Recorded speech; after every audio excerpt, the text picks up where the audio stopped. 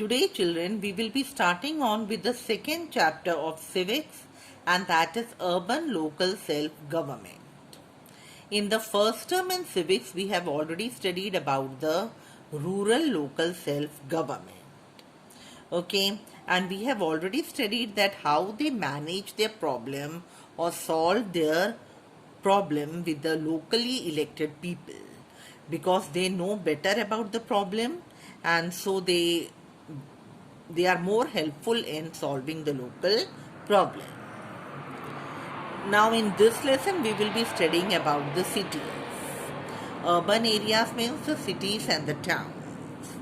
As you already know that the cities, they are very densely populated. It means we are having more population in the cities, and they are also extended over a very big area. Now the problems in the cities, they are different from the problems of the rural local people. So in the city, as the population is more, the problems are also complex. Okay, as the population is more, we need more facilities.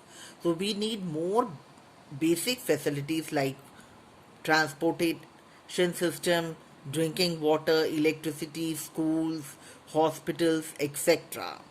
So in order to solve the problems in the urban areas, we need different bodies which work in a different way.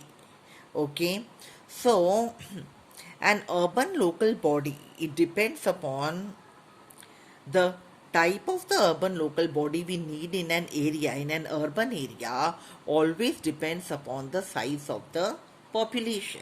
If the city is having more population, we need a different urban local body which works in a different way. So, in this chapter, we will be studying about the first topic, and that is our metropolitan city. Now, our first topic is our metropolitan cities. Now, children, first of all, we should know the meaning of the word metropolitan. A metropolitan city is a very big city or a large city which is having diverse population. It means the population, they belong to different areas. Okay. So now if we see the meaning of metropolitan cities according to the Indian Constitution, it is an area in India which is having a population of how much? 10 lakhs or more. Other than this, they are also having one or more district, and they are having two or more municipalities. So any area in India which is having a population of 10 lakhs or more, having one or more districts, and having two or more municipalities is defined as a metropolitan city or an area. Okay. Now, metropolitan city in India, it has a population of 10 lakh, as I have already told. Now, metropolitan cities, what are the specialities of the city is that first of all, as I already explained, it should have a large population. Other than that, it is also having several industries. Okay. Now, because it is having several industries, it attracts people toward, yes, now you see the metropolitan cities, it attracts people towards itself because it is having more industries. More industries means more job opportunities, and that is the reason the people, they are attracted towards a particular city. And when more and more people join the city, it becomes a metropolitan city. Okay. Now, as I already told you that in metropolitan cities, we are having a large population, so it should have better infrastructure also. Now, what is the meaning of the word infrastructure? That is the basic amenities or the facilities like transportation, communication, electricity, water supply, etc. So metropolitan cities, it is having better infrastructures or the basic amenities like health facilities, then connectivity, etc. and then job opportunities, etc., as compared to the other cities in India.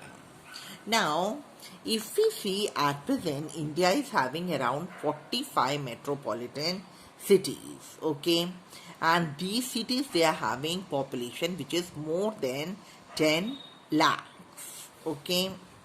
Now, children, what is the importance of the metropolitan cities? They are very, very important, as I already told you, because they are highly populated, because there are more job opportunities. But apart from this, the metropolitan cities, they also play a very important role in the development of a country. Okay, because of the numerous industries, etc., the metropolitan cities, it contributes a lot to the country's GDP. Now, what is the meaning of the word GDP? It is gross domestic product. What is the meaning of that? It is the total value of goods and services which is produced in a country annually. Okay, so the metropolitan cities, they are also important because it also contributes to the country's GDP, which is more than other cities in India. So the metropolitan cities, they are having better GDP as compared to the other cities of India. Now, let us see the in India, among all the metropolitan cities, Delhi is the leading in terms of population. Okay. Now let us see that which are the 10 top metropolitan cities in India. So which are the 10 top metropolitan cities? They are Delhi, Mumbai, Kolkata, Chennai, Bangalore, Hyderabad, Ahmedabad, Pune, Surat, and Jaipur. Okay, so these are the 10 metropolitan, or the top 10 metropolitan cities in India. Now, children, the small cities, they are governed by local bodies which are known as municipalities or municipal committees.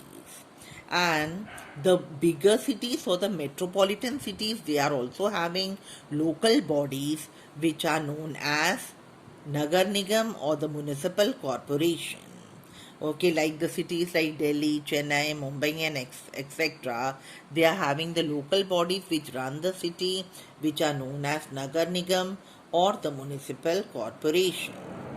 Now, in India, we are having more than 50 municipal corporations in our country.